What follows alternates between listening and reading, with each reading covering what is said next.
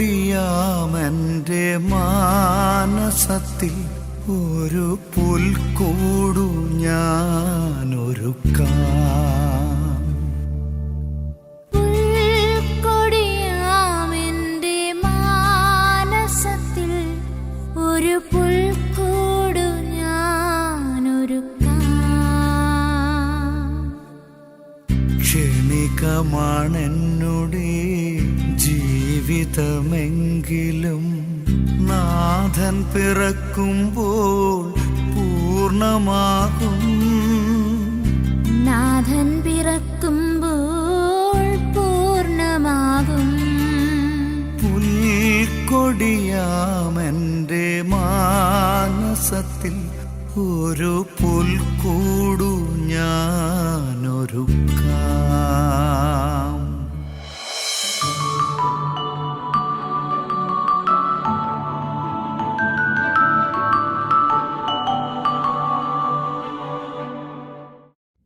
ഈശോയുടെ പിറവി തിരുനാളിന് വേണ്ടി ഒരുങ്ങിക്കൊണ്ടിരിക്കുന്ന ഈ കാലഘട്ടത്തിൽ ദൈവം നമ്മോടുകൂടെ എന്ന ഈ ശുശ്രൂഷയുടെ നിമിഷങ്ങളിലേക്ക് നിങ്ങളെല്ലാവരെയും ഞാൻ സ്വാഗതം ചെയ്യുന്നു.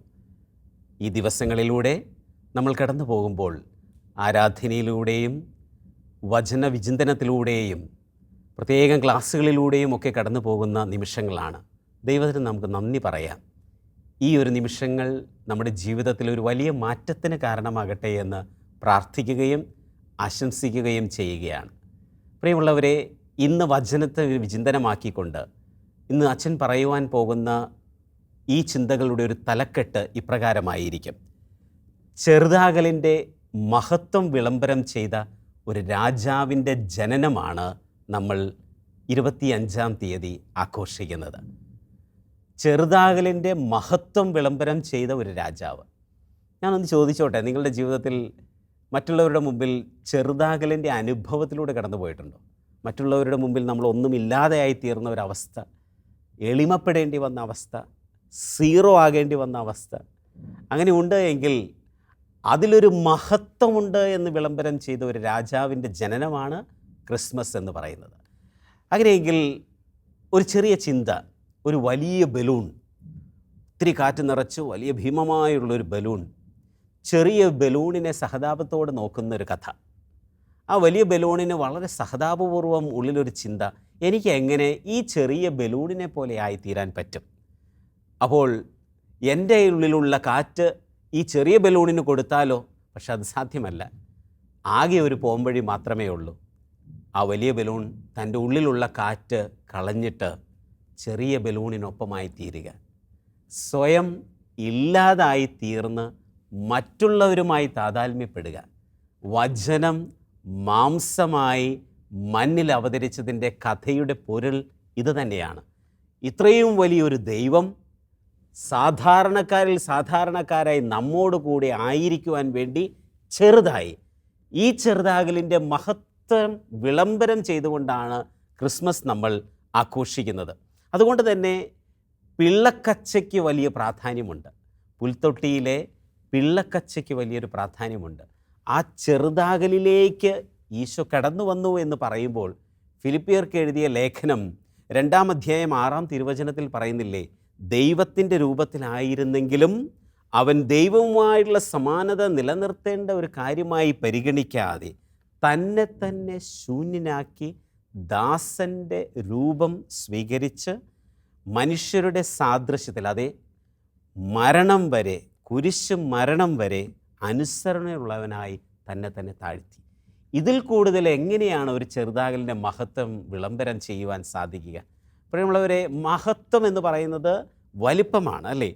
ഈ ഒരു ചെറുതാകലിൻ്റെ മഹത്വം വിളംബരം ചെയ്യുവാൻ ക്ഷണിക്കപ്പെടുകയാണ് നിങ്ങളും ഞാനും.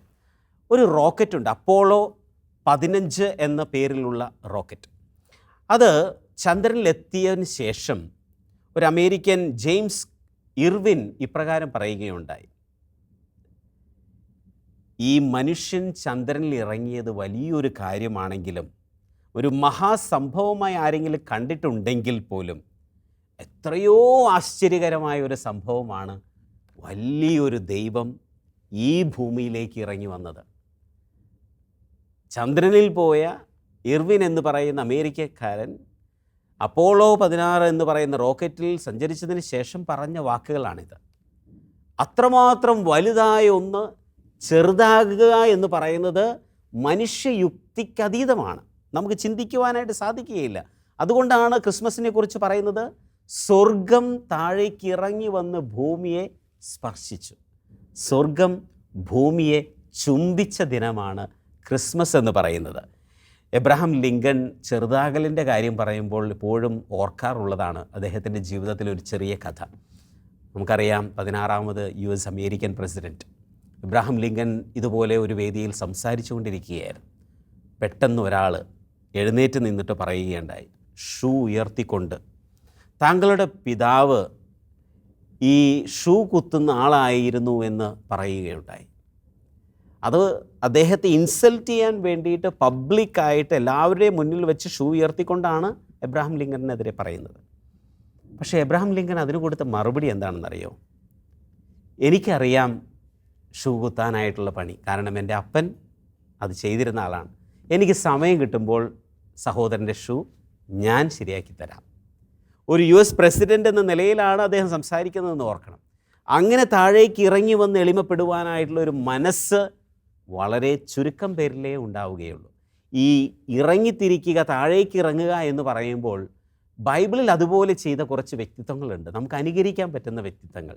സംഖ്യാപുസ്തകം 12ാം അധ്യായത്തിൽ മോശയെക്കുറിച്ച് അപ്രകാരം പറയുന്നുണ്ട്.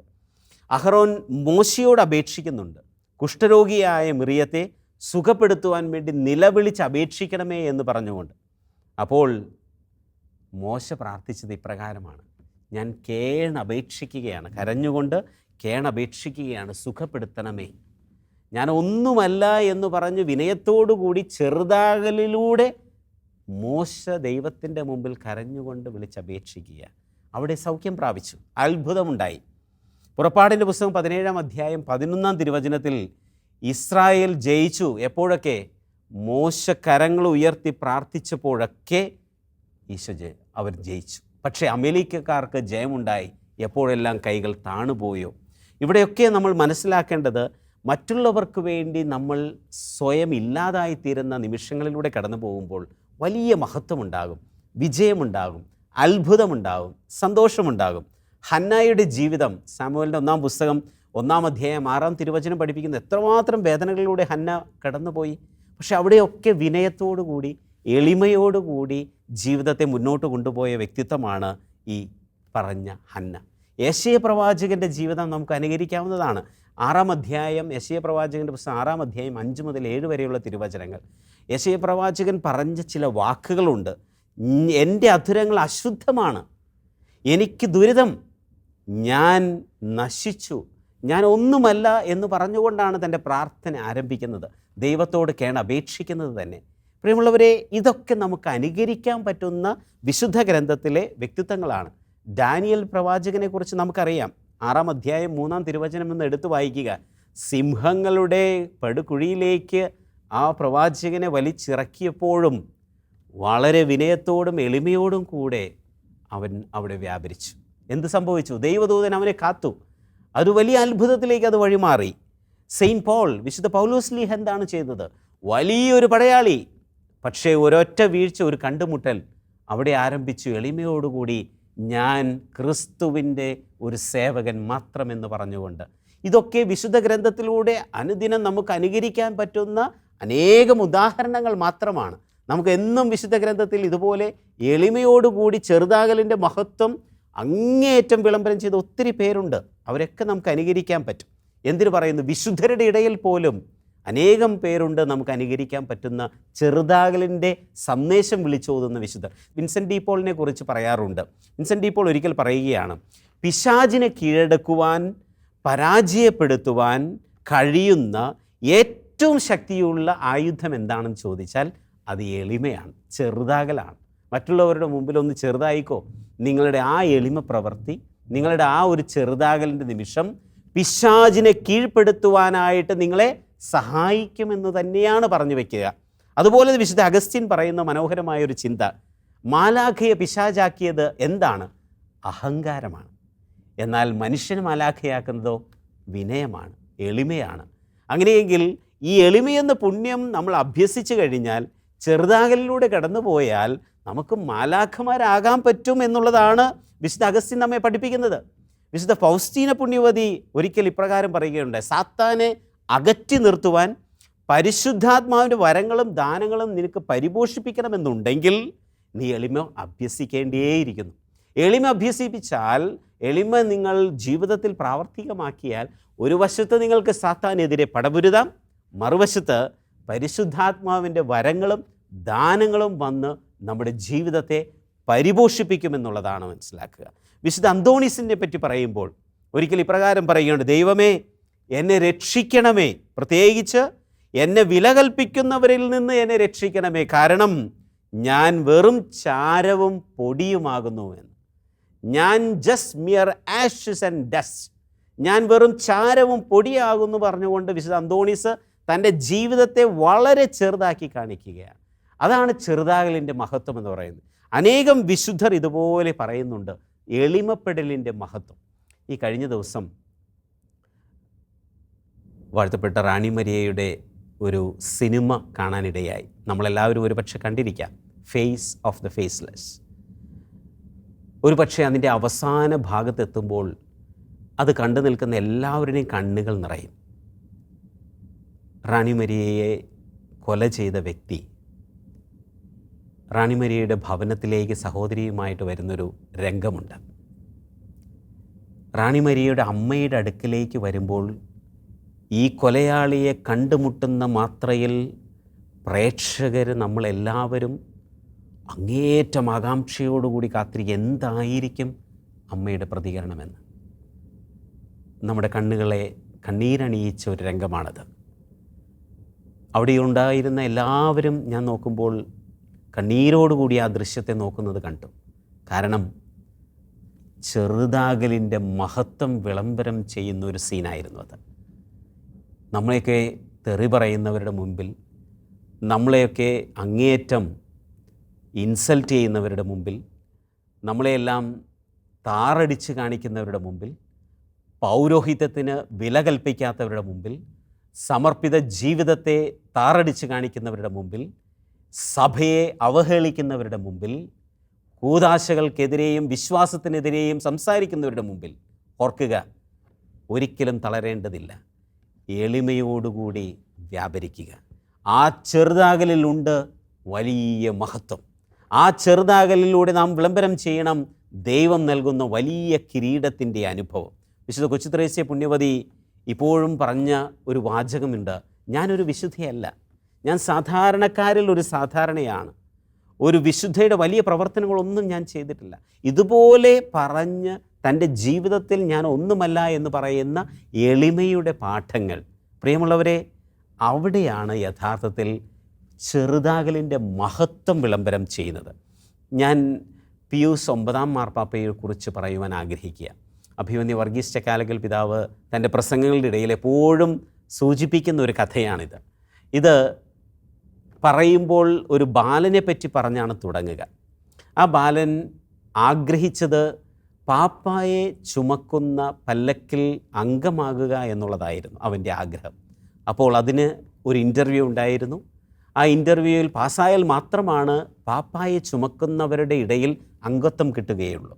അങ്ങനെ അവൻ ആഗ്രഹിച്ചുകൊണ്ട് പാപ്പായെ ചുമക്കുന്നവരുടെ ഒരംഗമാകുവാൻ വേണ്ടി ഇൻ്റർവ്യൂവിൽ ചെല്ലുകയാണ്. പക്ഷേ അവന് ആ ഭാഗ്യം തുണച്ചില്ല. ആ ഇൻ്റർവ്യൂവിൽ അവന് പാസ്സാകുവാൻ സാധിച്ചില്ല. ഒത്തിരി നിരാശയോടുകൂടി, സങ്കടത്തോടുകൂടി അവൻ തിരികെ ഭവനത്തിലേക്ക് വരിക. അവൻ്റെ സങ്കടം അവൻ്റെ വികാരിയച്ഛനുമായിട്ട് പങ്കുവെച്ചു. അവൻ്റെ വികാരിയച്ഛൻ അവനെ ആശ്വസിപ്പിച്ചു.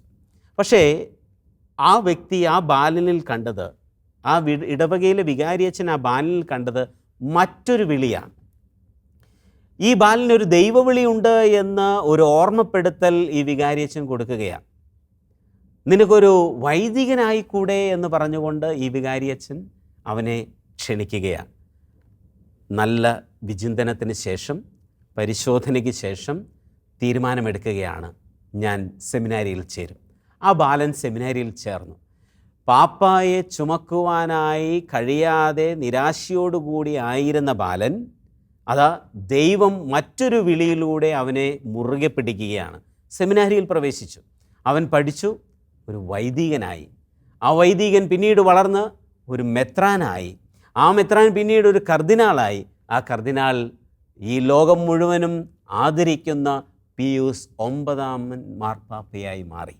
ഞാൻ പറഞ്ഞു വയ്ക്കുന്നത്, ഈ കഥയുടെ പിറകിൽ ചെറുതാകലിൻ്റെ അനുഭവത്തിലൂടെ കടന്നുപോയൊരു ബാലൻ, പാപ്പായെ ചുമക്കുവാൻ ആഗ്രഹിച്ചവൻ പാപ്പയായി മാറി, മറ്റുള്ളവർ അവനെ ചുമക്കുവാൻ തുടങ്ങി എന്ന് പറയുമ്പോൾ ദൈവത്തിൻ്റെ പദ്ധതി, ദൈവം നമുക്ക് കാത്തുവച്ചിരിക്കുന്ന കിരീടമെന്ന് പറയുന്നത് നമ്മുടെ യുക്തിക്കതീതമായിട്ടുള്ളതാണ്, നമുക്ക് ഗ്രഹിക്കുവാൻ സാധിക്കാത്ത സത്യമാണ് എന്ന് നമുക്ക് തിരിച്ചറിയാം.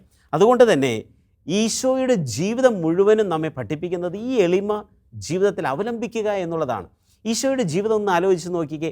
ദൈവം തന്നെ ചെറുതാവുക, അതും ഒരു കാലിത്തൊഴുത്തിലേക്ക് ചുരുങ്ങുക, അതും ഒരു പിള്ളക്കച്ചയിൽ പൊതിയുക, അതിനുശേഷം അവനെ ആദരിക്കുവാനും ശുശ്രൂഷിക്കുവാനും സന്ദർശിക്കുവാനും വരുന്നത് ആട്ടിടയരും മാലാഖമാരും മാത്രം. അതിനുശേഷം ജ്ഞാനികളുടെ വരവ്, പിന്നീട് അങ്ങോട്ട് അവൻ്റെ ജീവിതം മുഴുവനും എളിമപ്പെടലിൻ്റെ, ശൂന്യവൽക്കരണത്തിൻ്റെ, ചെറുതാകലിൻ്റെ കഥകൾ മാത്രമേ ഉള്ളൂ. പാവപ്പെട്ടവരുടെ കൂടെ നടക്കുക, രോഗികളുടെ കൂടെ നടക്കുക, സമൂഹം തിരസ്കരിക്കപ്പെട്ടവരുടെ കൂടെ നടക്കുക, എന്തിന് ആരാരുമില്ലാത്തവരുടെ കൂടെ നടന്ന് ചെറുതാകലിൻ്റെ മഹത്വം വിളംബരം ചെയ്തു. അവസാനം കിട്ടിയതോ കുരിശിൽ കിടന്ന് മരിക്കുവാനുള്ള അവസരം. ഈ കുരിശിൽ കിടന്ന് മരിച്ചതിന് ശേഷമോ അവനൊരു സ്വന്തമായൊരു കല്ലറ പോലും കിട്ടിയില്ല. ഈ ഭൂമിയിൽ അവനൊന്നും തന്നെ ഉണ്ടായിരുന്നില്ല, ഒന്നും തന്നെ അവന് സ്വന്തമായിട്ടുണ്ടായിരുന്നില്ല. രാജാക്കന്മാരുടെ രാജാവ് എന്ന് വിശേഷിപ്പിക്കുമ്പോഴും ഭൂമിയിൽ അവനൊരു കൊട്ടാരവും ഉണ്ടായിരുന്നില്ല. അവനാകെ ഉണ്ടായിരുന്നത് ജനങ്ങളുടെ ഹൃദയം മാത്രം. ആത്മാക്കളുടെ രക്ഷയ്ക്ക് വേണ്ടിയാണ് അവിടുന്ന് ചെറുതായത്. അങ്ങനെയെങ്കിൽ ഈശോ പഠിപ്പിക്കുന്ന സന്ദേശവും ഈ ക്രിസ്മസ് കാലഘട്ടത്തിൽ ചെറുതാവുക, അങ്ങേയറ്റം ചെറുതാവുക.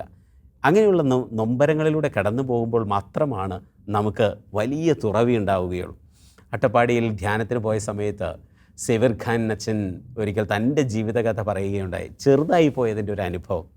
അതായത് ധ്യാനത്തിലൊക്കെ വളരെയധികം സജീവമായിക്കൊണ്ടിരുന്ന കാലഘട്ടത്തിൽ അച്ഛനുള്ളിനുള്ളിൽ ഞാനൊരു ധ്യാനഗുരുവാണ് എന്ന് തോന്നിപ്പിക്കുന്ന നിമിഷങ്ങളിലൂടെ കടന്നുപോയപ്പോൾ ആ നിമിഷത്തിലാണ് ഒരു മനുഷ്യൻ പ്രാർത്ഥിക്കുവാനായിട്ട് ധ്യാനത്തിൻ്റെ അവസാനം എത്തിയത്.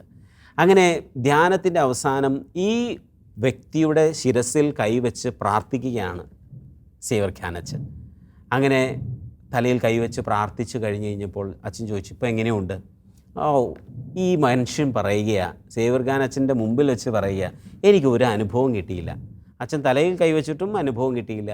ഈ ഒരാഴ്ച ധ്യാനം കൂടിയിട്ടും എനിക്കൊരു അനുഭവം കിട്ടിയില്ല. എന്താണെന്നറിയില്ല, ഒരു അനുഭവം കിട്ടിയില്ല എന്ന് പറഞ്ഞുകൊണ്ട് ഈ മനുഷ്യൻ കഞ്ഞി കുടിക്കാനായിട്ട് പോവുകയാണ്. അങ്ങനെ കഞ്ഞി കുടിക്കാനായിട്ട് പോകുന്ന സമയത്ത് അവിടെ ഈ മനുഷ്യൻ്റെ മുഖത്തൊരു വിഷാദമായിട്ടുള്ളൊരു ഭാവം കണ്ടപ്പോൾ കഞ്ഞി വിളമ്പുന്ന ചേട്ടൻ ചോദിച്ചു, അല്ല എന്തു പറ്റി ഇതെന്താ ഇത്ര സങ്കടത്തിലായിരിക്കുന്നത്? അപ്പോൾ ഈ മനുഷ്യൻ പറയും, എന്താണെന്നറിയില്ല, ഈ തവണ ധ്യാനത്തിന് വന്നിട്ട് ഒരു രീതിയിലുള്ള അനുഭവത്തിലൂടെ കടന്നു പോകുവാനായിട്ട് എനിക്ക് കഴിഞ്ഞില്ല. അച്ഛനും തലയിൽ കൈവച്ച് പ്രാർത്ഥിച്ചു, പക്ഷേ എനിക്ക് ഒരു അനുഭവം കിട്ടിയില്ല. അപ്പോൾ ഈ കഞ്ഞി വിളമ്പുന്ന ചേട്ടൻ പറഞ്ഞു, നമുക്ക് ഈ കഞ്ഞി വിളമ്പിയതിന് ശേഷം കുറച്ച് നേരം പ്രാർത്ഥിക്കാമെന്ന് പറഞ്ഞു. എന്നിട്ട് ഈ കഞ്ഞി വിളമ്പുന്ന ചേട്ടൻ, ഈ കഞ്ഞിയുടെ ഇതെല്ലാം കയ്യിലായ ചേട്ടൻ ഈ മനുഷ്യൻ്റെ ശിരസിൽ കൈവച്ചുകൊണ്ട് കുറച്ച് നേരം പ്രാർത്ഥിക്കുക. പ്രിയമുള്ളവരെ, ആ മനുഷ്യന് വളരെ സന്തോഷം തോന്നുകയാണ്, ആനന്ദം ഉണ്ടാവുകയാണ്. എന്തെന്നില്ലാത്തൊരു അനുഭവത്തിലേക്ക് ആ മനുഷ്യൻ കടന്നു പോവുകയാണ്, എന്തെന്നില്ലാത്തൊരു ദൈവികമായ അനുഭൂതിയിലേക്ക് ആ മനുഷ്യൻ കടന്നു പോവുകയാണ്. അങ്ങനെ കടന്നു പോയപ്പോൾ ഓർക്കുക, വലിയൊരു ധ്യാനഗുരു എന്ന നിലയിൽ സേവ്യർ ഖാൻ അച്ഛൻ തന്നെ പറ്റി സ്വന്തം പറയുകയാണ്, വലിയൊരു ധ്യാനഗുരു ശിരസിൽ കൈവച്ച് പ്രാർത്ഥിച്ചിട്ട് കിട്ടാത്ത ഒരു ദൈവികമായ അനുഭവം ഈ മനുഷ്യനൊരു കഞ്ഞി വിളമ്പുന്ന കഞ്ഞിക്കാരൻ ചേട്ടൻ്റെ കൈകൾ വന്ന് പ്രാർത്ഥിച്ചപ്പോൾ കിട്ടി എന്ന് പറയുക. അപ്പോൾ ദൈവത്തിൻ്റെ ഇടപെടൽ എന്ന് പറയുന്നത് ഇതുപോലെ ചെറുതാകലിൻ്റെ മഹത്വം വിളംബരം ചെയ്തുകൊണ്ടുള്ള ഇടപെടലുകളാണ്. ഇങ്ങനെ എളിമയോടുകൂടി വ്യാപരിക്കുമ്പോൾ ഓർക്കുക, അവിടെയെല്ലാം ദൈവം ഇടപെടും, അവിടെ ദൈവത്തിൻ്റെ പദ്ധതികൾ വെളിപ്പെടുത്തപ്പെടും, അവിടെ ദൈവം ശക്തമായിട്ട് നമ്മെ ഉയർത്തുകയും ചെയ്യും. അതുകൊണ്ടാണല്ലോ കർത്താവ് തന്നെ നമ്മോട് ആഹ്വാനം ചെയ്തിട്ടുള്ളത്, എവിടെയെങ്കിലും ക്ഷണിക്കപ്പെടുമ്പോൾ, വിരുന്നിന് പോകുമ്പോൾ ഏറ്റവും മുൻപന്തിയിൽ പോയി ഇരിക്കരുത് എന്ന്. എളിമയോടുകൂടി നീ പുറകോട്ട് വരിക, എളിമയോടുകൂടി ആയിരിക്കുക. പഠിക്കും തോറും അറിയും തോറും നമ്മൾ ഏറ്റവും അധികം ആർജിച്ചെടുക്കുന്ന ഒരു അധ്യായമുണ്ട്. എന്താണത്? എനിക്കൊന്നും അറിയില്ല എന്ന്. ഈ അറിയും തോറും, കൂടുതൽ വായിക്കും തോറും നമ്മൾ തിരിച്ചറിയുകയാണ്, എൻ്റെ ബുദ്ധിയുടെ ഉള്ളിൽ ഞാൻ കൊണ്ടു നടക്കുന്ന അറിവെന്ന് പറയുന്നത് മണൽത്തരിയിലെ ചെറിയ കണികകൾ പോലും ഇല്ല. അത്രമാത്രമേ ഉള്ളൂ എൻ്റെ ജീവിതത്തിലെ അറിവെന്ന് പറയുന്നത്. അങ്ങനെയെങ്കിൽ എന്തിന് നമ്മൾ അഹങ്കരിക്കണം? എന്തിന് നമ്മൾ വലുതാണ് എന്ന് പറഞ്ഞ് വലിയതായിട്ട് എന്നെപ്പറ്റി ഞാൻ ഉയർത്തിക്കാട്ടണം? നമ്മൾ ആരുമല്ല. എളിമപ്പെടുവാനായിട്ടുള്ള വലിയൊരു കാലഘട്ടത്തിലൂടെയാണ് നമ്മൾ കടന്നു പോകുന്നത്. ചെറുതാകലിൻ്റെ മഹത്വം വിളംബരം ചെയ്യുന്ന ഈ ഒരു ക്രിസ്മസ് കാലഘട്ടത്തിൽ, ഈ ഒരു ദൈവം നമ്മോടുകൂടെ എന്ന് പറയുന്ന ശുശ്രൂഷയിലൂടെ കടന്നു പോകുമ്പോൾ ഇതായിരിക്കട്ടെ ഇന്നിൻ്റെ സന്ദേശം. ചെറുതാകുവാനായിട്ടുള്ള അവസരങ്ങൾ നമുക്ക് ഉള്ളിൻ്റെ ഉള്ളിൽ കത്തി ജ്വലിപ്പിക്കാം. നമ്മുടെ ഉള്ളിൻ്റെ ഉള്ളിൽ എളിമയുടെ ഒരു ചിരാത് കത്തി ജ്വലിപ്പിക്കണം. എവിടെയൊക്കെ നമ്മൾ വ്യാപരിക്കുന്നു അവിടെയൊക്കെ ഞാനൊന്നുമല്ല, എന്നെ നയിക്കുന്നത് ദൈവമാണ്, എന്നെ ശക്തിപ്പെടുത്തുന്നത് ദൈവമാണ്, ഞാൻ എന്തെങ്കിലുമൊക്കെ ആയിട്ടുണ്ടെങ്കിൽ അതെല്ലാം ദൈവത്തിൻ്റെ അനന്തമായ സ്നേഹത്തിൻ്റെ സമ്മാനം മാത്രമാണ് എന്ന് ഉറച്ചു വിശ്വസിക്കുവാനായിട്ട് എനിക്ക് പറയുമോ? ഞാൻ എപ്പോഴെങ്കിലും ഏതെങ്കിലും ഒരു വിജയത്തിലൂടെ കടന്നു പോയിട്ടുണ്ടെങ്കിൽ ഓർക്കുക, ആ വിജയത്തിൽ എവിടെയെങ്കിലും ഞാനല്ല, അത് നേടിത്തന്നത് എൻ്റെ ഈശോയാണെന്ന് എനിക്ക് പറയുവാൻ സാധിച്ചിട്ടുണ്ടോ? എപ്പോഴെങ്കിലും എനിക്ക് പറയുവാൻ സാധിച്ചിട്ടുണ്ടോ? ഓർക്കുക, ഫ്രാൻസിസ് പാപ്പയുടെ വാക്കുകൾ ഞാൻ കടമെടുക്കുകയാണ്. എന്താണ് ഫ്രാൻസിസ് പാപ്പ പറഞ്ഞത്? കുടുംബത്തിൽ വിസ്മയങ്ങൾ ഉണ്ടാകണമെങ്കിൽ, കുടുംബത്തിൽ സന്തോഷമുണ്ടാകണമെങ്കിൽ 3 വാക്കുകൾ പറയുവാനായിട്ട് പഠിപ്പിച്ചു. എന്താണ് ആ 3 വാക്കുകൾ? Thank you, please, sorry. ആ 3 വാക്കുകളിൽ താങ്ക് യു, പ്ലീസ്, സോറി ഭർത്താവ് ഭാര്യയോടും, ഭാര്യ ഭർത്താവിനോടും, മാതാപിതാക്കൾ മക്കളോടും, മക്കൾ മാതാപിതാക്കളോടും എപ്പോഴും പറയേണ്ട ഒരു കാര്യമാണിത്. Thank you, please, sorry. അങ്ങനെ പറയണമെങ്കിൽ നമ്മളൊന്ന് ചെറുതാകണം. അങ്ങനെ പറയണമെങ്കിൽ നമ്മളൊന്ന് ചെറുതാകണം. അതുകൊണ്ട് തന്നെ അച്ഛൻ ഒരു ചെറിയ ടാസ്ക് നിങ്ങൾക്കായി നൽകുകയാണ്. എന്താണ് ആ ടാസ്ക്? മറ്റൊന്നുമല്ല, ഫ്രാൻസിസ് പാപ്പ പറഞ്ഞ ആ 3 വാക്കുകളിൽ ഒരു വാക്ക്, സോറി. എത്ര പേർക്ക് ആത്മാർത്ഥമായിട്ട് നമ്മുടെ മുതിർന്നവരിലേക്കല്ല, നമ്മളെക്കാളും താഴ്ന്നു നിൽക്കുന്ന വ്യക്തികളോട്, നമ്മൾ ജോലി ചെയ്യുന്ന ഇടങ്ങളിൽ നമ്മുടെ താഴെയുള്ളവർക്ക്, നമ്മുടെ കുടുംബത്തിൽ ചെറിയവരിലേക്ക്, അവർ എന്തെങ്കിലും രീതിയിൽ നമ്മൾ വേദനിപ്പിക്കുമ്പോൾ നമുക്ക് സോറി പറയുവാനായിട്ട് സാധിക്കുമോ? അവരോടൊരു ക്ഷമ ചോദിക്കുവാനായിട്ട് സാധിക്കുമോ? ഈ ജീവിതത്തിൽ നമ്മൾ ആരെയെങ്കിലും വേദനിപ്പിച്ചിട്ടുണ്ടെങ്കിൽ ഈ ക്രിസ്മസ് കാലഘട്ടത്തിൽ നമ്മൾ അവരെ വിളിച്ചിട്ട് ഒരു സോറി പറയുവാനായിട്ട് നമുക്ക് ശ്രമിക്കാം. അങ്ങനെ ഒരു ടാസ്ക് അച്ഛൻ നൽകുകയാണ്. നിങ്ങളുടെ ജീവിതത്തിൽ നിങ്ങൾക്കറിയാം നിങ്ങൾ ആരെയൊക്കെ വേദനിപ്പിച്ചിട്ടുണ്ട് എന്ന്. അവരോട് ആരോടെങ്കിലും നിങ്ങൾ സോറി പറഞ്ഞിട്ടുണ്ടെങ്കിൽ, ഒരു പക്ഷേ നിങ്ങളുടെ മക്കളായിരിക്കാം, ചിലപ്പോൾ ചെറിയ കുട്ടികളായിരിക്കാം, ചെറിയവരായിരിക്കാം, പക്ഷേ അവരെ വിളിച്ചിട്ട് ഒരു സോറി പറയുക. വലിയ മാറ്റമുണ്ടാവും നിങ്ങളുടെ ജീവിതത്തിൽ. ദൈവം നിങ്ങളെ മഹത്വീകരിക്കും. അതാണ് ഈ ഒരു ക്രിസ്മസ് കാലഘട്ടം നൽകുന്ന ചെറുതാകലിൻ്റെ മഹത്വം വിളംബരം ചെയ്യുന്ന പുണ്യസുദിനത്തിൻ്റെ സന്ദേശം. അതുകൊണ്ട് ഓർക്കുക, ചെറുതാകാം. അവിടെയാണ് പുൽത്തൊട്ടി വിശാലമായി ലോകത്തെയും ജനഹൃദയങ്ങളെയും കീഴടക്കുന്നത്. ഒരിക്കൽ കൂടി നിങ്ങൾക്ക് ഈ ഒരു ശുശ്രൂഷയിൽ പ്രാർത്ഥനയോടുകൂടി ആയിരിക്കുവാൻ ഞാൻ ക്ഷണിക്കുകയാണ്. നമ്മൾ ആരാധനയിലേക്ക് പ്രവേശിക്കുകയാണ്. ആരാധനയിലേക്ക് പ്രവേശിക്കുമ്പോൾ ഒരു ഗനേസറത്ത് ആരാധനയുടെ അനുഭവമാണ് നമ്മളിപ്പോൾ അനുഭവിക്കുവാൻ പോകുന്നത്. ഈശോയുടെ കൂടെ നിന്ന് പ്രാർത്ഥിക്കാം. നമുക്ക് ചെറുതാകലിലൂടെ ഈശോയെ കൂടുതൽ അടുത്തറിയുവാനായിട്ട് സാധിക്കട്ടെ. ദൈവം നമ്മെ അനുഗ്രഹിക്കട്ടെ.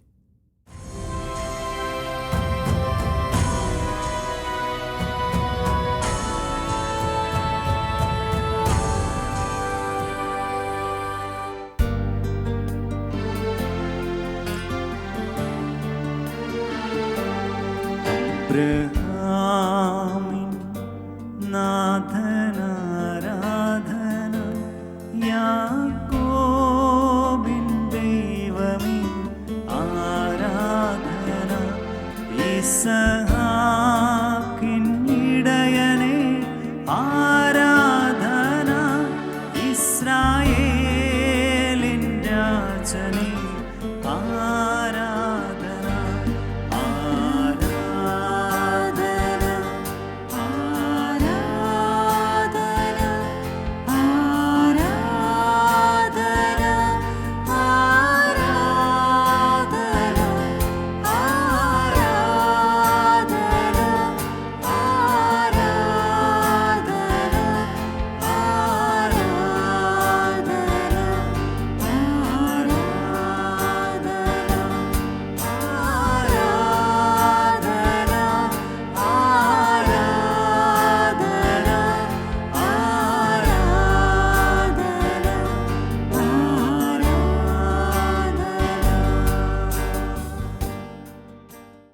പരിശുദ്ധ പരമാ ദിവ്യകാരുണ്യത്തിന് എന്നേരവും ആരാധനയും സ്തുതിയും പുകഴ്ചയും ഉണ്ടായിരിക്കട്ടെ.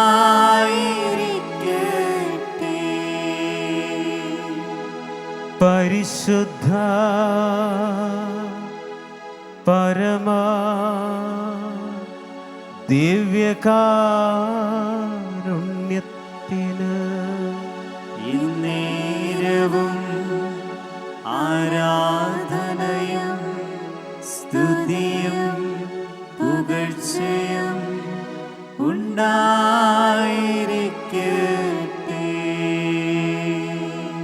പരിശുദ്ധ പരമാ ദിവ്യകാരുണ്യത്തിന് എന്നേരവും ആരാധനയും സ്തുതിയും പുകഴ്ചയും ഉണ്ടായിരിക്കട്ടെ.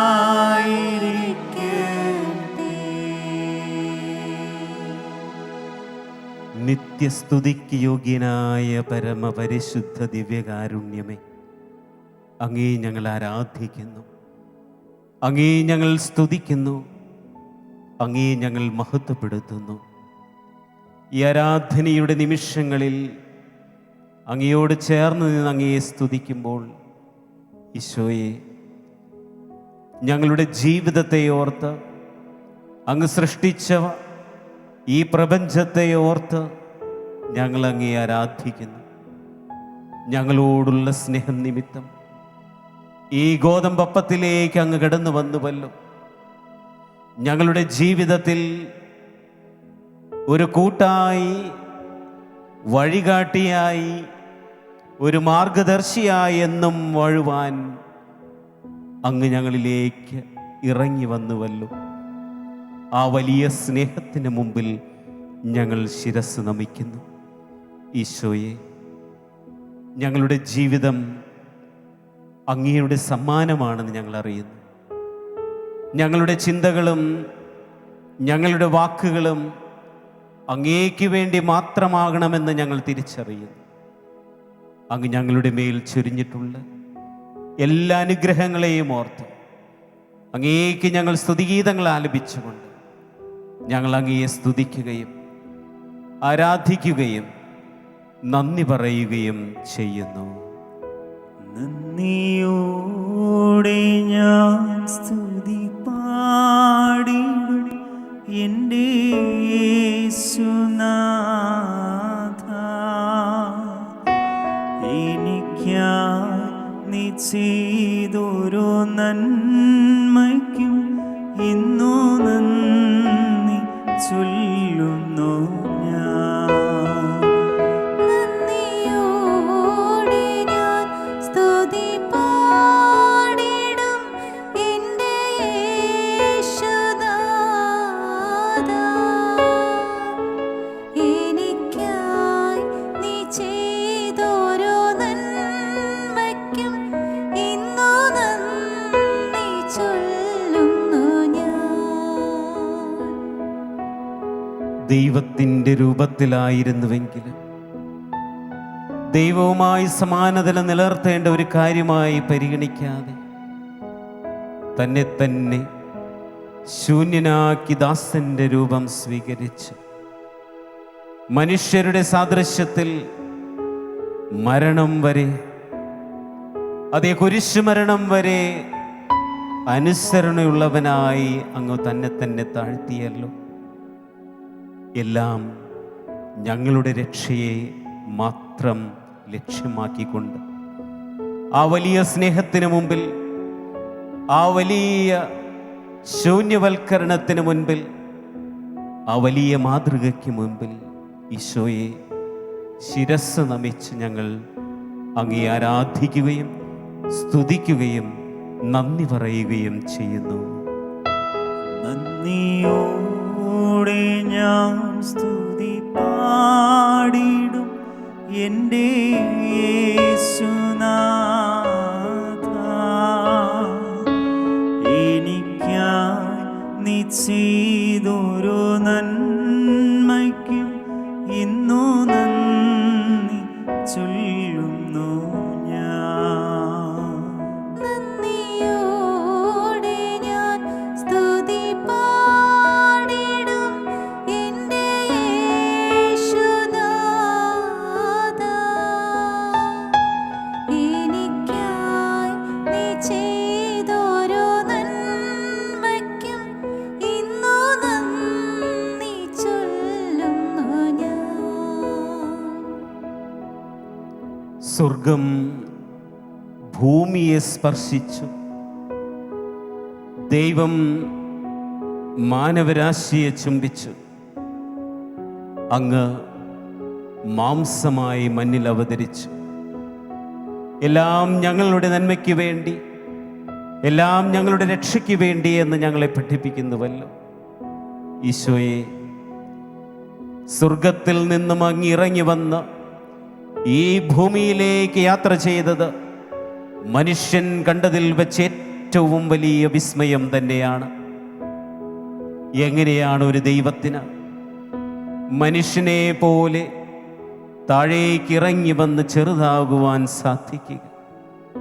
ചെറുതാകലിൻ്റെ മഹത്വം വിളംബരം ചെയ്ത രാജാവേ, അങ്ങയുടെ ആ വലിയ സന്ദേശത്തെ ഓർത്ത് ചെറുതാകലിലൂടെ ഈ ലോകം മുഴുവനും കീഴടക്കുവാനും എല്ലാ ഹൃദയങ്ങളിൽ വാഴുവാനും സാധിക്കുമെന്ന് പഠിപ്പിച്ചതിനെ ഓർത്ത് ഈശോയെ ദിവ്യകാരുണ്യനാഥ, അങ്ങേ ഞങ്ങൾ സ്തുതിക്കുകയും ആരാധിക്കുകയും നന്ദി പറയുകയും ചെയ്യുന്നു.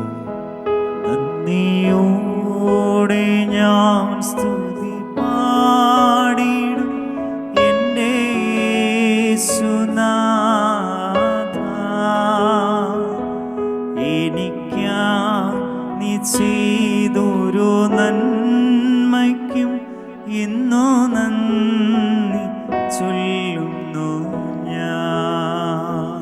നന്ദിയോടെ ഞാൻ സ്തുതി പാടിടും എൻ്റെ യേശുനാഥ. എനിക്കായി നീ ചെയ്തൊരു നന്മയ്ക്കും ഇന്നു നന്ദി ചൊല്ലുന്നു ഞാൻ. സിംഹങ്ങളുടെ ഇടയിലേക്ക് വലിച്ചെറിയപ്പെട്ട ദാനിയേൽ പ്രവാചകന്റെ ജീവിതം അനുസ്മരിക്കുന്നു. അങ്ങേയറ്റം ചെറുതാകലിലൂടെ മറ്റുള്ളവരാൽ തിരസ്കരിക്കപ്പെട്ട് മറ്റുള്ളവരാൽ തഴയപ്പെടുന്ന അവസ്ഥയിലൂടെ കടന്നുപോയ ദാനിയേൽ പ്രവാചകന് അങ്ങയച്ച ദൂതൻ സിംഹങ്ങളിൽ നിന്ന് കാത്തുപരിപാലിച്ചു. ഒരു പോറലുമേൽക്കാതെ ആ പ്രവാചകനെ അങ്ങയുടെ സ്നേഹത്താൽ ആവരണം ചെയ്തു.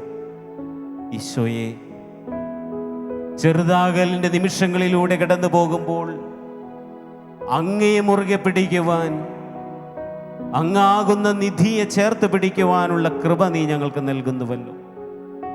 ഈശോയെ, ആ ചെറുതാകലിൻ്റെ നിമിഷങ്ങളിൽ ഇസ്രായേലിയക്കാർക്ക് വേണ്ടി കരങ്ങൾ ഉയർത്തി പ്രാർത്ഥിച്ച മോശയെ പോലെ അങ്ങിലേക്ക് കണ്ണുകൾ ഉയർത്തിക്കൊണ്ടെന്നും പ്രാർത്ഥനയുടെ മക്കളായി വ്യാപരിക്കുവാൻ ഞങ്ങളെ നീ അനുവദിക്കുന്നതിനെ ഓർത്ത്, ഞങ്ങളെ നീ സ്വാഗതം ചെയ്യുന്നതിനെ ഓർത്ത്, ഞങ്ങളെ നീ ബോധ്യപ്പെടുത്തുന്നതിനെ ഓർത്ത് അങ്ങേ ഞങ്ങൾ സ്തുതിക്കുകയും ആരാധിക്കുകയും നന്ദി പറയുകയും ചെയ്യുന്നു. നന്ദിയോടെ ഞാൻ സ്തുതി പാടിടും എൻ്റെ യേശുനാഥ. എനിക്കായി നീ ചെയ്തൊരു നന്മയ്ക്കും ഇന്നു നന്ദി ചൊല്ലുന്നു ഞാൻ. നന്ദിയോടെ ഞാൻ സ്തുതി പാടിടും എൻ്റെ യേശുനാഥ. എനിക്കായി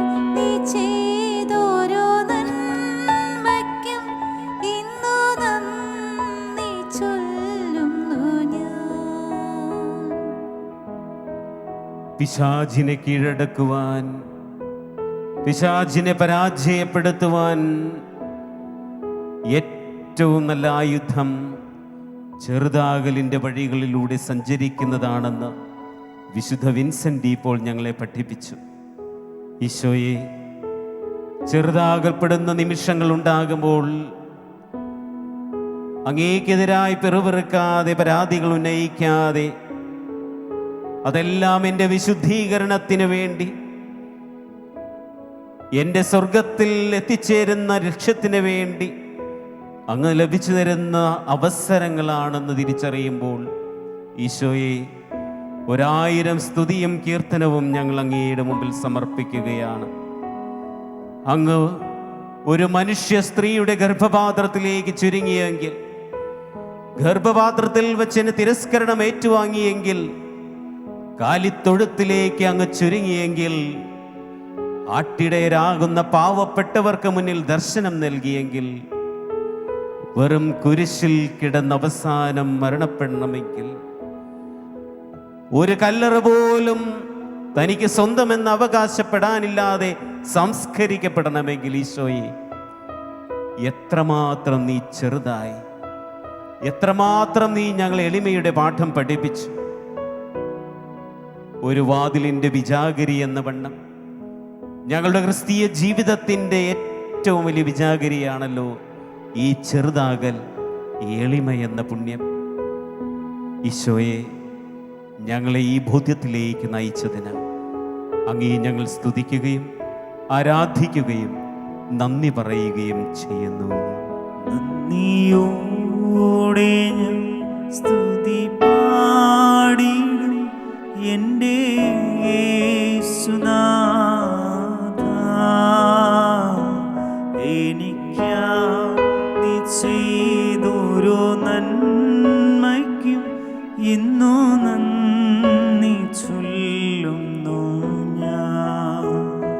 നന്ദിയോടെ ഞാൻ സ്തുതി പാടിടും എൻ്റെ യേശുനാഥ. എനിക്കായി നീ ചെയ്തൊരു നന്മയ്ക്കും ഇന്നു നന്ദി ചൊല്ലുന്നു ഞാൻ. ഈ ആരാധനയുടെ നിമിഷങ്ങളിൽ നീ ഞങ്ങളോട് സംസാരിക്കുന്നുവെന്ന് ഞങ്ങൾ അറിയുന്നു. ഞങ്ങളോട് നീ സംഭാഷിക്കണമേ. അങ്ങയുടെ സന്ദേശം ഞങ്ങളിലേക്ക് ഇറക്കണമേ. അങ്ങ് എന്താണ് ഞങ്ങളോട് പറയുവാൻ ആഗ്രഹിക്കുന്നതെന്ന് ഞങ്ങൾക്ക് മുന്നിൽ വെളിപ്പെടുത്തി തരണമേ. വിശുദ്ധ മത്തായി എഴുതിയ സുവിശേഷം 14-ാം അധ്യായം 34 മുതലുള്ള തിരുവചനങ്ങളിലൂടെ നമുക്ക് യാത്ര ചെയ്യാം. അവർ കടൽ കടന്ന് ഗനേസറത്തിലെത്തി. അവിടുത്തെ ജനങ്ങൾ അവനെ തിരിച്ചറിഞ്ഞ് ചുറ്റുമുള്ള നാട്ടിലെല്ലാം ആളയച്ച് സകല രോഗികളെയും അവൻ്റെ അടുത്ത് കൊണ്ടുവന്നു. അവൻ്റെ വസ്ത്രത്തിൻ്റെ വിളുമ്പിലൊന്ന് തൊടാനെങ്കിലും അനുവദിക്കണമെന്ന് അവർ അവനോട് അപേക്ഷിച്ചു. സ്പർശിച്ചവരെല്ലാം സുഖം പ്രാപിക്കുകയും ചെയ്തു. അത്ഭുതങ്ങൾ നടക്കുന്നത് അങ്ങയെ സ്പർശിക്കുമ്പോഴാണെന്ന് അങ്ങ് ഞങ്ങളെ പഠിപ്പിക്കുന്നുവല്ലോ ഈശോയെ. ജീവിതം മുഴുവനും ഒരു അത്ഭുതമാകുന്നത് അങ്ങയെ സ്പർശിക്കുന്ന നിമിഷത്തിലാണെന്ന് ഞങ്ങൾ ഇതാ തിരിച്ചറിയുന്നു. അങ്ങയോട് ചേർന്ന് നിന്ന് അങ്ങയെ സ്പർശിക്കുവാൻ ഞങ്ങളെ നീ പഠിപ്പിക്കണമേ. ഞങ്ങളുടെ ജീവിതത്തിൽ അങ്ങയെ സ്പർശിക്കുവാൻ അങ്ങ് നൽകിയിട്ടുള്ള ഏറ്റവും വലിയ അവസരം എന്ന് പറയുന്നത് ദിവ്യകാരുണ്യ സ്വീകരണം തന്നെയാണല്ലോ. എൻ്റെ ഈ നാവിലേക്ക് അങ്ങയുടെ ശരീരം മുഴുവനായി ഞാൻ സ്വീകരിക്കുമ്പോൾ എൻ്റെ ജീവിതമാണല്ലോ ഒരു വലിയ അത്ഭുതമായി മാറുന്നത്, ഒരു കൊച്ചു സക്രാരിയായി മാറുന്നത്. ഈ ദേവാലയത്തിൽ നിന്ന് പുറത്തേക്ക് പോകുമ്പോൾ അങ്ങയെ വഹിച്ചുകൊണ്ടുള്ളൊരു പ്രദക്ഷിണമായി എൻ്റെ ജീവിതത്തെ നീ മാറ്റണമേ. അങ്ങയെ വഹിച്ചുകൊണ്ട് പോകുന്നിടങ്ങളിലൊക്കെ അങ്ങ് അത്ഭുതങ്ങൾ നടത്തേണമേ. ഈശോയെ, ഞങ്ങളുടെ ജീവിതം അങ്ങയുടെ ഒരു അത്ഭുതമാക്കി നീ മാറ്റേണമേ. ഈശോയെ, നിന്നെ വഹിക്കാൻ എന്നുള്ളിൽ നീ കൃപ ചൊരിയണമേ. ഈശോയെ, നിന്നെ വഹിക്കാൻ എന്നുള്ളിൽ നീ കൃപ ചൊരിയണമേ. ഈശോയെ, നിന്നെ വഹിക്കാൻ എന്നുള്ളിൽ നീ കൃപ ചൊരിയണമേ. അങ്ങേതായി മാറിടുവാൻ എന്നുള്ളിൽ നീ കൃപ ചൊരിയണമേ. അങ്ങേതായി മാറിടുവാൻ എന്നുള്ളിൽ നീ കൃപ ചൊരിയണമേ. കത്തോലിക്ക സഭയെ നയിക്കുന്ന ഫ്രാൻസിസ് പാപ്പ കുടുംബ ജീവിതത്തെയും ക്രൈസ്തവ ജീവിതത്തെയും മനോഹരമാക്കുവാൻ നൽകിയ 3 പദങ്ങൾ: താങ്ക് യു, പ്ലീസ്, സോറി. ഇവ 3 പറഞ്ഞുകൊണ്ട് ഞങ്ങളുടെ ജീവിതത്തെ അങ്ങ് മാറ്റേണമേ. ഞങ്ങളുടെ ജീവിതത്തിൽ എപ്പോഴും നന്ദി പറയുവാൻ, എളിമയോടുകൂടി പ്ലീസ് എന്ന് പറഞ്ഞുകൊണ്ട് മറ്റുള്ളവരിൽ ഇടപെടുവാൻ, തെറ്റ് ചെയ്യുമ്പോൾ ഹൃദയവിശാലതയോടുകൂടി അവരോട് സോറി പറയുവാൻ ഈശോയെ ഞങ്ങളെ നീ പഠിപ്പിക്കണമേ. ഈ ആരാധനയുടെ മണിക്കൂറിൽ ദൈവം നമ്മോടുകൂടെ എന്ന ഈ ശുശ്രൂഷയിലൂടെ ആയിരിക്കുമ്പോൾ ചെറുതാകലിൻ്റെ മഹത്വം പഠിപ്പിച്ച് നീ ഞങ്ങളെ പറഞ്ഞയക്കുമ്പോൾ ക്ഷമ ചോദിക്കുവാൻ, വിനയത്തോടുകൂടി വ്യാപരിക്കുവാൻ, നന്ദി പറഞ്ഞ് ജീവിക്കുവാൻ നീ ഞങ്ങളെ പഠിപ്പിക്കണമേ. ഈശോയെ, ഈ ചെറുതാകലിൻ്റെ മഹത്വത്തിലൂടെ ഞങ്ങൾക്ക് നീ പകർന്നു നൽകുന്ന സുന്ദരമായൊരു പാഠം നിന്റെ ബലഹീനതയാണ് എൻ്റെ ശക്തി എന്നാണ്. വിശുദ്ധ പൗലോസ്ലീഹ തൻ്റെ ജീവിതത്തിൽ എപ്പോഴും ആവർത്തിച്ചതുപോലെ, in my weakness lies the strength. എൻ്റെ ബലഹീനതയിലാണ് എൻ്റെ ശക്തി എന്ന് ഞാൻ തിരിച്ചറിയുന്നു. ഈശോയെ, ഒരു നിമിഷം ഞങ്ങളുടെ കുടുംബങ്ങളെ സമർപ്പിച്ച് പ്രാർത്ഥിക്കുന്നു. ഞങ്ങളുടെ വ്യക്തിപരമായ ജീവിതത്തെ ഓർത്ത് ഞങ്ങൾ പ്രാർത്ഥിക്കുന്നു. ഞങ്ങളുടെ സഭയെ ഓർത്ത് ഞങ്ങൾ പ്രാർത്ഥിക്കുന്നു. ഞങ്ങളുടെ സമർപ്പിതരെ ഓർത്ത് ഞങ്ങൾ പ്രാർത്ഥിക്കുന്നു. ഞങ്ങളുടെ വൈദികരെ ഓർത്ത് ഞങ്ങൾ പ്രാർത്ഥിക്കുന്നു.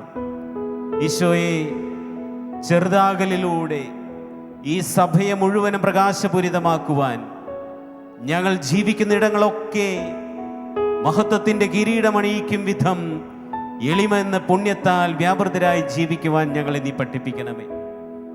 വിവിധ രോഗങ്ങളാൽ വേദനിക്കുന്ന, മാനസികവും ശാരീരികവുമായി വ്യഥ അനുഭവിക്കുന്ന അനേകം മക്കൾ അങ്ങയുടെ മുമ്പിൽ കരഞ്ഞുകൊണ്ട് പ്രാർത്ഥിക്കുന്നു. ഈശോയെ, ഈ ചെറുതാകലിൻ്റെ വേദനയുടെ നിമിഷങ്ങളിലൂടെ അവർ യാത്ര ചെയ്യുമ്പോൾ ഈശോയെ അങ്ങ് വെളിപ്പെടുത്തി തരേണമേ. ദൈവത്തിൻ്റെ ഇടപെടലുകൾ ഉണ്ടാകുവാൻ, ദൈവത്തെ സ്വയം വെളിപ്പെടുത്തുവാൻ വേണ്ടി തന്ന അവസരങ്ങളാണല്ലോ ഇതെന്ന് ഞങ്ങൾ തിരിച്ചറിയുന്നു. ഞങ്ങളുടെ ജീവിതത്തിൽ അങ്ങയുടെ സാന്നിധ്യം അനുഭവിക്കുവാൻ തന്ന ഈ ചെറുതാകലിൻ്റെ നിമിഷങ്ങളെ ഓർത്ത് ഈശോയെ ഞങ്ങൾ വീണ്ടും അപേക്ഷിക്കുകയാണ്. ഞങ്ങളുടെ ജീവിതത്തെ ധന്യമാക്കണമേ. ഞങ്ങളുടെ കുടുംബങ്ങളെ അങ്ങ് വിശുദ്ധീകരിക്കണമേ. വളർന്നു വരുന്ന ഞങ്ങളുടെ മക്കളെ വിശുദ്ധീകരിക്കണമേ. യുവതലമുറയെ അങ്ങ് വിശുദ്ധീകരിക്കണമേ. മയക്കുമരുന്നിനും ലഹരിക്കും അടിമകളായിട്ടുള്ള മക്കളെ അങ്ങ് തിരിച്ചു കൊണ്ടുവരയണമേ.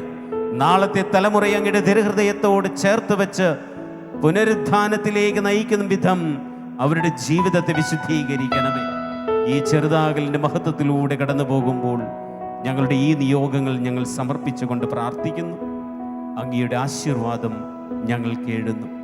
സർവശക്തനായ ദൈവമേ, ഞങ്ങളെ ഈ ദിവ്യകാരുണ്യം വഴി അനുഗ്രഹിക്കുകയും ആശീർവദിക്കുകയും ചെയ്യണമേ. അനുഗ്രഹമാ മാറ്റണമേ, അത്ഭുതമാക്കണമേ. അനുഗ്രഹമാ മാറ്റണമേ, അത്ഭുതമാക്കണമേ. അനുഗ്രഹമാ മാറ്റണമേ, അത്ഭുതമാക്കണമേ.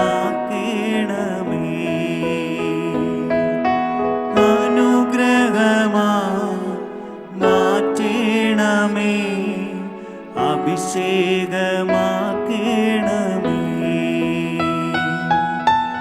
അനുഗ്രഹമാ മാറ്റണമേ, അഭിഷേകമാക്കണമേ.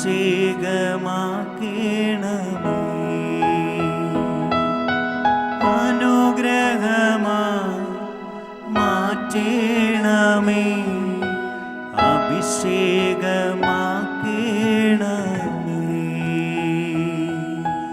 അനുഗ്രഹമാക്കണമേ,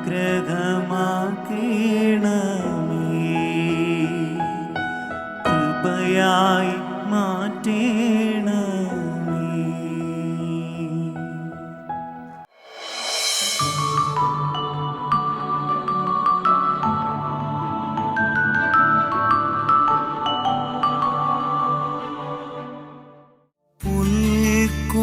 പുൽക്കൊടിയാമന്റെ മാനസത്തിൽ ഒരു പുൽക്കൂടു ഞാനൊരുക്കാം. പുൽക്കൊടിയാമെന്റെ മാനസത്തിൽ ഒരു പുൽക്കൂടു ഞാനൊരുക്കാം. ക്ഷണികമാണെന്നുടെ ജീവിതമെങ്കിലും നാഥൻ പിറക്കുമ്പോൾ പൂർണ്ണമാകും. നാഥൻ പിറക്കും